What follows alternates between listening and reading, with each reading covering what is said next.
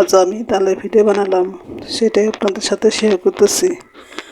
আর আমি মনে করছিলাম আর কখনো ভিডিও দিব না, তো আজকে তালে পিঠে বানালাম, সেটা মনে হয় আপনাদের সাথে শেয়ার করি, সেজন্য শেয়ার করতেছি আর কি। আর আমার ভিডিও দেওয়ার কোনো ইচ্ছে ছিল না, তাও যখন বানাচ্ছি মাখার সময় কিচ্ছু করে নেই, এখন যখন বানাচ্ছি তখন একটুখানি আপনাদের সাথে শেয়ার করতেছি। আমি লাকড়ি চুলায় এবার তালে পিঠাগুলো বানাচ্ছি, কারণ গ্যাসের অনেক দাম, সেই জন্যে। আর আমাদের তো সিলিন্ডারের গ্যাস, এখানে লাইনের গ্যাস নয়, সিলিন্ডারের গ্যাস, সেই জন্য আমি লাকড়ি চুলাতে বানাচ্ছি। তা আমার আজকে রান্না বান্না ছিল, আজকে রান্না কিছু করিনি তেমন, শুধু ডাল আর ভাত রান্না করছি।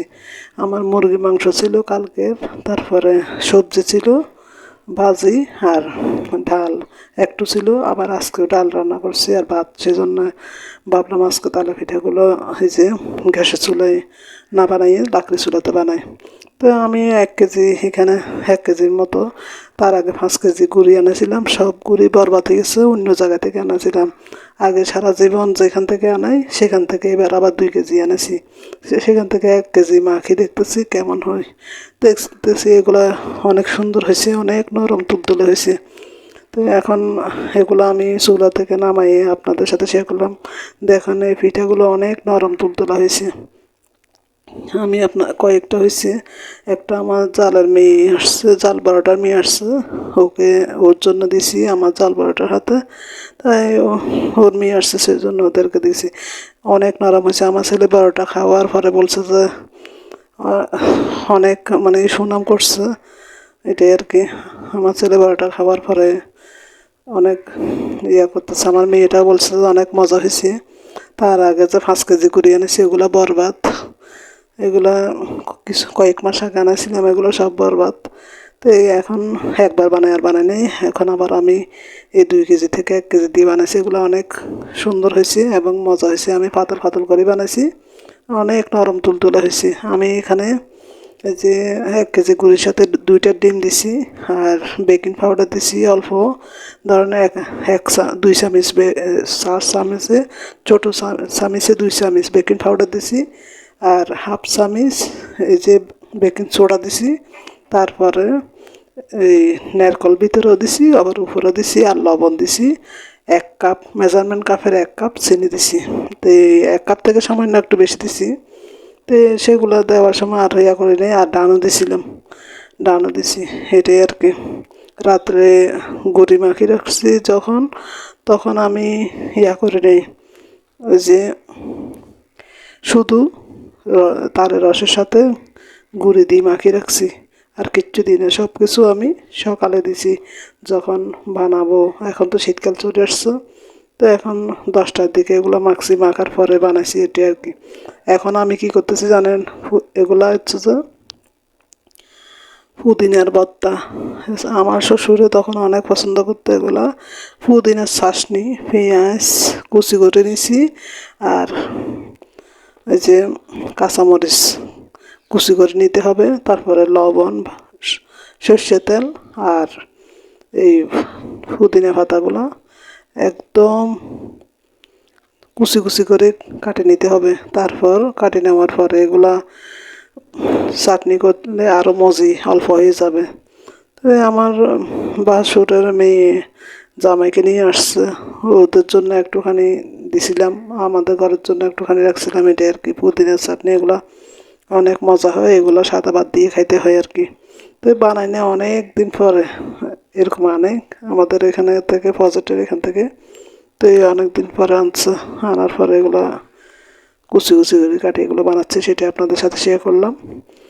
আর আমি আরেকদিন যদি পারি, আমার যখন ইচ্ছে হয়, দেখছেন মাখার পরে একটুখানি গেছে, আমি করবো আপনাদের মসুর ডালের ভর্তা বানায় দেখাবো, সেটা অনেক মজা হয় মসুর ডালের ভর্তা। তো যদি দেওয়ার ভিডিও মনে হয় কোনো সময় যদি দিই, তখন আরও দিন মসুর ডালের ভর্তাগুলো আপনাদের সাথে শেয়ার করবো আর কি। একটা কথা আপনাদের সাথে আজকে আমি শেয়ার করতেছি, আপনি যখন কোনো কাজ শুরু করবেন, অনেক হাজব্যান্ড আছে আপনাদেরকে বাজে কথা বলবে, অনেক হাজব্যান্ড আছে উৎসাহ দেয়, আর যেসব হাজব্যান্ড টাকা পয়সা দিতে পারে না স্ত্রীদেরকে, তারাই আজে বাজে কথা বলে কোনো কাজ শুরু করতে চাইলে। আর যারা টাকা পয়সা দিতে পারে স্ত্রীদেরকে, তারা কোনো কথা বলে না। এটাই মনে হয় দুনিয়ার রীতি। আর তেল মাথায় ঢালে তেল, বেল মাথায় ভাঙ্গে বেল, এটাই হচ্ছে দুনিয়ার রীতি। আবার হাজব্যান্ড যখন আপনাকে টাকা পয়সা তো দিতে পারবে না, আবার কোনো কাজে যখন আপনি ছাড়ে দিতে চাচ্ছেন এই কাজটা, তখনও আপনাকে কথা শোনাবে। কাজ যখন শুরু করবেন তখনও কথা শোনাবে। এমন হাজব্যান্ড আছে এই দুনিয়াতে, যখন আপনি কাজটা আবার ছাড়ে দিতে চাচ্ছেন তখন আপনাকে কথা শোনাবে। এটাই আর কি। আর মানুষের কথা কি বলবো, যাদের অনেক আছে তাদের জন্য সবাই পাগল হয়ে যায়, আর যাদের কিছু নেই তাদের সাথে সম্পর্ক রাখতে চায় না, এমন আর কি। আপনার অনেক টাকা পয়সা আছে, অনেক কিছু আছে, আপনার মান সম্মান আছে, যতক্ষণ আপনার টাকা পয়সা থাকবে ততক্ষণ সবাই আপনাকে মান সম্মান দিবে, আপনার খোঁজ খবর নিবে। আর আপনার যখন টাকা পয়সা থাকবে না তখন আপনাকে কেউ মূল্যায়নও করবে না, আত্মীয় স্বজন বলে পরিচয় দিবে না। এটাই আর কি। আপনার রাস্তা ঘরের পাশ দিয়ে হাঁটে গেলেও, গাড়িতে করে আপনার রাস্তা দিয়ে হাঁটে চলে গেলেও আপনার কাছে কেউ যাবে না, কারণ আপনার পয়সা করে কম, টাকা পয়সা নাই। দুনিয়াটা এমন, যাদের অনেক টাকা পয়সা তাদেরকে দেখতে চায় মানুষ, তাদের সাথে যোগাযোগ রাখে, তাদের মানে কি আত্মীয় স্বজনের অভাব নাই, আসা যাওয়া করারও মানুষ নাই, অভাব নাই। তো এটা আমাদের বাড়ির পাশে আমার জাল একটার, এটা আমার যে কোনো একটা বড় ভাবির, ওদের হাঁস আমাদের দুয়ারে আসছে, সেগুলো আমি শেয়ার করতেছি। এই হাঁসের ডিমে অবশ্যই আমি উমা দিয়েছিলাম, সবগুলো নষ্ট হয়ে গেছে, ফেলা দিছি, সেইটা আপনাদের সাথে শেয়ার করলাম। এটা আমাদের মাছের প্রজেক্ট, খাল ফারে এটা আমাদের প্রজেক্ট। দেখেন এখানে বরকি বসাচ্ছে, কোনো সময় তেলাপিয়া মাছ হয়। আজকে তেলাপিয়া মাছ পাইছে 4টা, আর 2টা মাল মাছ পাইছে। তো এই মাল মাছ 2টা আমার বড় যায়, আর ওদের এখানে দিছি। 2টা তেলাপিয়া আমরা রাখছি, 2টা তেলাপিয়া মেজরদের ওখানে দিছি। আজকে তেলাপিয়া বানাইছি, তেলাপিয়া মাছ 2টা কুড়ি কাটি রাখছি। অনেক কাজ করছি, শরীর নির হয়ে গেছে। তখন আমি দুপুর আবার ভাত খাওয়ার পরে আমার ঘুম আসতেছে, তাই কতক্ষণ ঘুমাইলাম। ভালো থাকতে তেমন একটা কিছু আসলে লাগে না, একটা ঘর হইলে হয়, আর কিছু টাকা পয়সা হইলে হয়, আর ঘর ভাড়া, পরিপূর্ণ শান্তি। একটা পরিপাটি সংসার করতে গেলে আসলে যোগ্যতা লাগে, আর অনেক ধৈর্যর প্রয়োজন। ধৈর্য না থাকলে আসলে এগুলো কোনোটাই করা সম্ভব হচ্ছে না, কোনো কিছুই কিন্তু করা যায় না। ব্যর্থতাকে কখনো ভয় পাবেন না, সুযোগকে চ্যালেঞ্জ হিসেবে নেওয়ার চেষ্টা করুন। সামনে এগিয়ে যেতে গেলে কিছু না কিছু ভুল হবেই, আর এই ভুল ব্যক্তিগত জীবনের স্বাভাবিক অংশ। মনে রাখবেন, ব্যর্থতা সফলতার চাবিকাঠি। এক একটা ভুল আমাদের জীবনকে বদলে দেয় এবং সামনে এগিয়ে যেতে সাহায্য করে। মেনে নিন, জীবনে সফল হতে গেলে, এগিয়ে যেতে গেলে কিছু না কিছু ভুল হবেই, আর এই ভুল ব্যক্তিগত জীবনের স্বাভাবিক অংশ। মনে রাখবেন, ব্যর্থতা সফলতার চাবিকাঠি। আজকের ভিডিওটা রৌদ্রময় একটা সকাল দিয়ে আবার শুরু করলাম। আজকে বাহিরে ভালোই রোদ উঠেছে, এরকম রোদ দেখলে মনটাই ভালো হয়ে যায়। সকালবেলা উঠলে কিন্তু অনেক কুয়াশা থাকে, শীত শীত একটা ভাব চলে এসেছে। শীত লাগে না, তবুও একটু শীত শীত ভাব হাতে নিয়ে যদি আমি কাজ করতে থাকি তাহলে কোনো কাজ সময় মতো শেষ করতে পারবো না। সেজন্য আমি ক্যামেরা হাতে নিয়ে সবসময় কাজ করতে পারি না, একটুখানি আপনাদের সাথে শেয়ার করতেছি আর কি। সাধ্যের মধ্যে যতটুকু সম্ভব হয় কিছু দিয়ে ঘরটাকে গুছিয়ে রাখার চেষ্টা করি। সব কিছুই আমার কাছে অনেক মূল্যবান। ঘরটাকে পরিপাটি সুন্দর করে গুছিয়ে রাখার চেষ্টা করি। আর সংসারে কোনো জিনিস দামি হোক বা কম দামি, তাতে আমার কিছু যায় আসে না। গুছিয়ে কোনো কিছু রাখলে আসলে অনেক ভালো লাগে।